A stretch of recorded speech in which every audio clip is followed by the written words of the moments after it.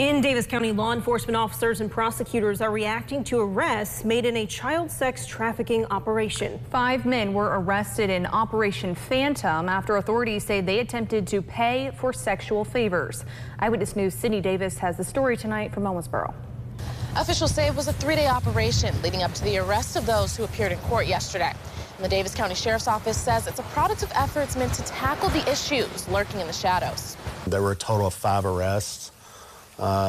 And they were 4 of them I know were arraigned yesterday in court. I was there. My office objected to any reduction in bond. Davis County Attorney John Burlew says the highest bond was set to $150,000, and the men arrested could face up to 20 years in prison. We're told an examining trial will be held later this week to present evidence. Local law enforcement teamed up with several agencies, including the United States Secret Service, and involved undercover agents and detectives.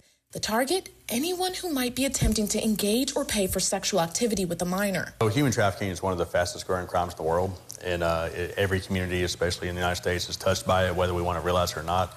It's also one of those crimes that sort of lives in the shadows. You have to go looking for it in most cases. From October 17th to the 19th, 5 males aged 23 to 64 were arrested. Sheriff Youngman says the best part is no children were actually involved in the operation. He says it's the first time the county has engaged in a preventative measure like this. I feel like it was a great success. We were able to locate 5 suspects that we probably would not have known about otherwise. As far as future operations, it's something that we plan to do because it is definitely worth our while. There were a lot of resources dedicated to it, but when it comes to keeping our children safe, we want to make sure that we do everything we can.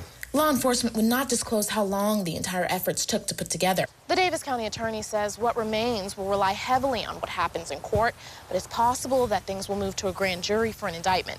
In Owensboro, Sydney Davis, Eyewitness News.